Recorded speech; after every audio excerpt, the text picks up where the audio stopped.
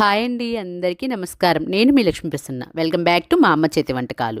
ఈరోజు నేను మన వీడియోలో అందరికీ ఇష్టమైన ఆరోగ్యకరమైన పాలకూర పప్పును చాలా ఈజీగా ఎంతో రుచిగా ఎలా తయారు చేయాలో చూపించబోతున్నాను. పాలకూరలో ఉండే ఐరన్, విటమిన్స్ మన ఆరోగ్యానికి చాలా మంచివి. వేడివేడి అన్నం నెయ్యితో కలిపి తింటే ఈ పాలకూర పప్పు రుచి అద్రిపోతుంది. చిన్నపిల్లల నుండి పెద్దల వరకు ఇష్టపడే ఈ సింపుల్ రెసిపీని మీరు కూడా తప్పకుండా ట్రై చేసి ఎలా వచ్చిందో మీ ఫీడ్బ్యాక్ని కమెంట్ చేయండి. ఈ సింపుల్ రెసిపీ కోసం ముందుగా పాలకూరని తీసుకొని శుభ్రంగా కడిగి ఇలా సన్నగా కట్ చేసి తీసుకోండి. ఇలా సన్నగా తరిగి పక్కన పెట్టుకోండి.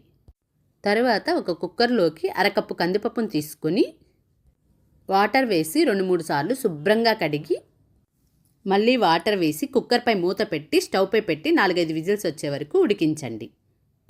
ఇలా 4-5 విజిల్స్ వచ్చిన తర్వాత స్టవ్ ఆఫ్ చేసి చల్లారనివ్వండి. ఇప్పుడు ఒక మిక్సీ జార్ తీసుకొని అందులోకి 12-15 పచ్చిమిర్చిని వేసుకోండి. లేదా పచ్చిమిర్చి అనేది మీ కారానికి తగినట్లు చూసుకొని వేసుకోండి. అలాగే 1 టేబుల్ స్పూన్ జీలకర్ర కూడా వేసుకోండి. 20 వెల్లుల్లి రెబ్బలను ఇలా పొట్టు తీసి ఇందులో వేసుకోండి. ఇప్పుడు వీటిని గ్రైండ్ చేసి తీసుకోండి. ఇలా మనం పచ్చిమిర్చిని, జీలకర్రను, వెల్లుల్లిని గ్రైండ్ చేసుకొని పప్పులో వేసుకోవడం వలన పప్పు టేస్ట్ అద్రిపోతుంది. చూడండి, ఈ విధంగా గ్రైండ్ చేసుకొని పక్కన పెట్టుకోండి. ఇప్పుడు స్టవ్పై కడాయి పెట్టి అందులోకి ఆయిల్ని వేసుకోండి. ఆయిల్ వేడైన తర్వాత పోపు దినుసులను వేసుకోండి. అదేనండి, మినపప్పు, జీలకర్ర, ఆవాలను వేసుకోండి.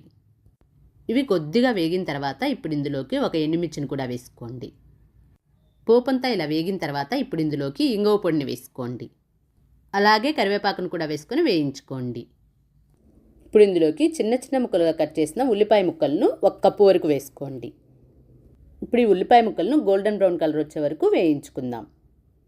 చూడండి, ఉల్లిపాయ ముక్కలు ఈ విధంగా గోల్డెన్ బ్రౌన్ కలర్లోకి వచ్చాక ఇప్పుడు ఇందులోకి మనం గ్రైండ్ చేసి పెట్టుకున్న పచ్చిమిర్చి, జీలకర్ర, వెల్లుల్లి పేస్ట్ని వేసుకోండి. ఇప్పుడు మనం ఈ పేస్ట్ వేసిన తర్వాత ఈ పేస్ట్ పచ్చివాసన పోయే వరకు వేయించుకోవాలి. చూడండి, ఈ విధంగా బాగా వేయించుకున్న తర్వాత ఇప్పుడు ఇందులోకి రుచికి సరిపడా సాల్ట్ని వేసుకోండి. అలాగే పసుపును కూడా వేసుకోండి.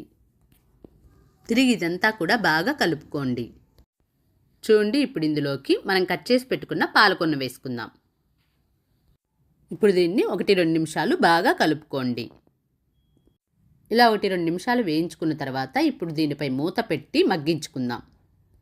మంటను లో ఫ్లేమ్లో పెట్టి మధ్య మధ్యలో కలుపుకుంటూ మళ్ళీ మూత పెట్టి మగ్గించుకోండి. ఈలోపు మనం పప్పు ఉడకపెట్టుకున్నాం కదా, ఈ పప్పును ఎనిపి తీసుకుందాము. చూడండి, పప్పుని ఈ విధంగా ఎనిపి పక్కన పెట్టుకోండి. చూడండి, మనకి పాలకూర బాగా వేగిపోయింది. ఇప్పుడు మనం ఇందులోకి మనం ఎనిపి పెట్టుకున్న పప్పును వేసుకుందాం. ఈ పప్పు, పాలకూర బాగా కలిసేటట్లు కలుపుకోండి. చూడండి, ఇలా బాగా కలుపుకున్న తర్వాత ఇప్పుడు ఇందులోకి వాటర్ని వేసుకుని మళ్ళీ కలుపుకోండి. చూడండి, ఈ విధంగా బాగా కలుపుకోండి. ఇలా బాగా కలుపుకున్న తర్వాత పప్పును 2-3 నిమిషాలు ఉడికించుకుందాం. ఇలా ఉడికించుకున్న తర్వాత ఇప్పుడు ఇందులోకి పులుపు తగ్గట్టు నిమ్మకాయ రసాన్ని వేసుకోండి. ఇదంతా కూడా ఒకసారి బాగా కలుపుకోండి. అంతేనండి, మనకు ఎంతో రుచికరమైన పాలకూర పప్పు రెడీ అయిపోయింది. ఈ వీడియో మీకు నచ్చినట్లయితే తప్పకుండా ఒక లైక్ చేయండి, షేర్ చేయండి. ఇలాంటి మరెన్నో రెసిపీస్ కోసం మన ఛానల్ని సబ్స్క్రైబ్ చేసుకోండి. Thank you for watching.